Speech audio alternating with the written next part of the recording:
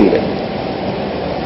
First of all, I think we in India are really fortunate that today our economy is frankly a much better place than most other countries in the world. And we are operating in many, many countries, and we are seeing what's happening in other parts of the world. And frankly, what we went through in the last 1 year is very, very light compared to what the international economies have been through.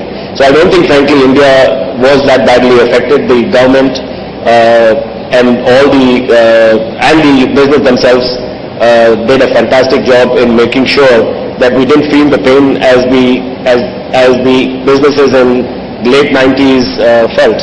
So this was a breeze. In terms of ambition that Prashant talked about, Prashant, from your end, do you find your generation much more ambitious than the previous generation? And that itself is a big challenge of transition, because to go back to the previous generation and say, I want to do this is the business plan, let's go and fund it. And then they will turn around and say, I don't think it's such a good idea. Right. So I take this question as differently. For each family, it will depend on the individual, how he takes it. But I think going back to what Prashant was mentioning earlier, is that the third generation, whether he would give them the choice or not, I think each individual is made of certain talent and skills. So personally, I may have a certain interest in going into various areas. Suppose my business was in chemicals, and I find a great passion in maybe low-cost housing or in real estate. And I may, if I can find my passion, I think the ambition and other things will follow. And in terms of I can reach those heights where I want to go. So that's the way I look at it. But in a family kind of environment where everyone's together and there is a business already going on, which is a very large business, and if the individual is not given the chance to showcase his talent, then it is possible that the ambition may dry out. All right. Just to take it up on the ambition bit, Prashant, in today's day and age, you can't help but go international. You have to scale up internationally. And if I can draw upon a little bit of my experience over the last 14 years and in the last 2 months, it seems that having a family business backing you always gives a different twist, because they say, oh, you treat the people better.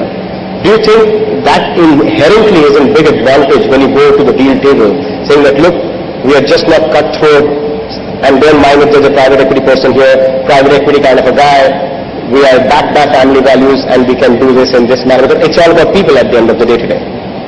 I think it's a big advantage if you really follow those principles. If you really believe in it, and if your organization is like, I mean, we say that it's a large family. We don't call it that the family is only the smaller family, right? But if you really believe in that, and if you can take that forward, then that proposition in the international market is a very, very compelling proposition, because they are not used to seeing that level of commitment from the promoters or from the owners to the business. I'll just give you one example, not to digress, but just to say how people. We've acquired a plant in Canada, and the first thing we do is go to the plant, meet all the people, understand who the organization is made up of, spend a day chatting with them, have dinner with them. And at the end of that meeting, we hadn't even acquired that company at that point of time. At the end of the day, when we were ready to leave, we said thanks, and he said, it has taken me 39 years to meet a CEO. Now, what that says is that the people are disconnected from the top management, from the leadership. And if you can bring them that, and in India generally, the entrepreneurs or the leaders are far more connected to the people. They visit, they travel, they interact much more, I think. And if you can take that sense and bring that, we can actually use that as a significant weapon in being able to grow your ambition internationally. Prashant, you felt that having the family backing is an inherent advantage? I mean, you use that to sometimes push through in your deals? It can work both ways. I think it also sets in a lot of expectations from the family.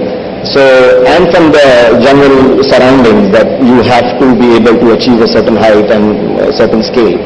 An individual is an individual, and he may not want to reach those heights, or he may have a different type of passion which may not monetize in the same way that the public perception is.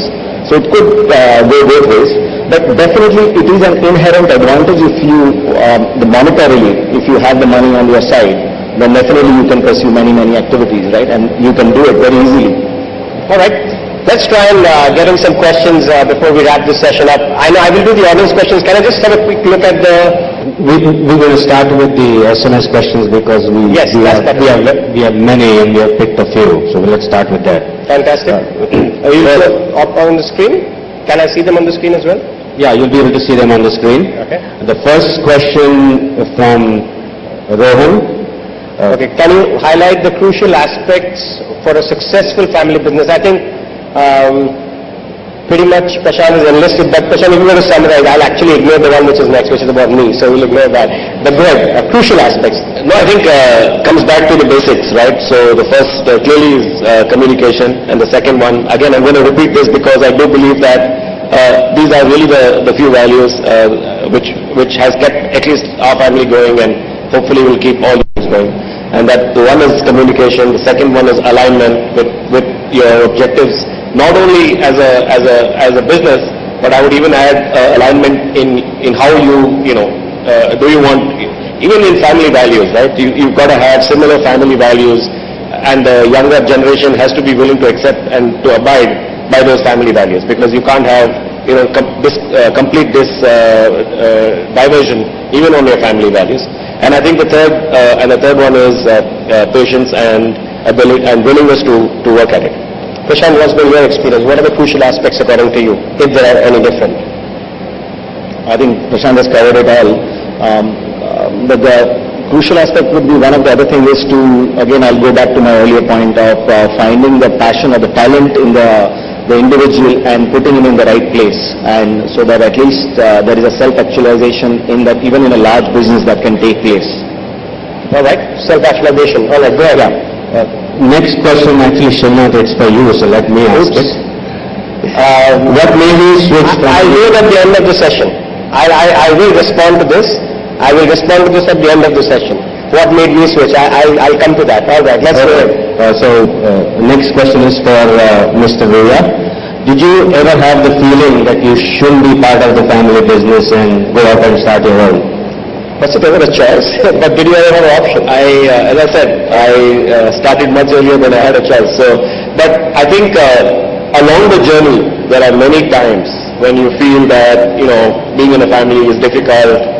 You get home and the decisions haven't gone the way you want it, or the overall discussion, has not gone the way you want it. It's not going to be a complete bed of roses every day. So there are going to be difficult times, and there have been those difficult times which I've been through.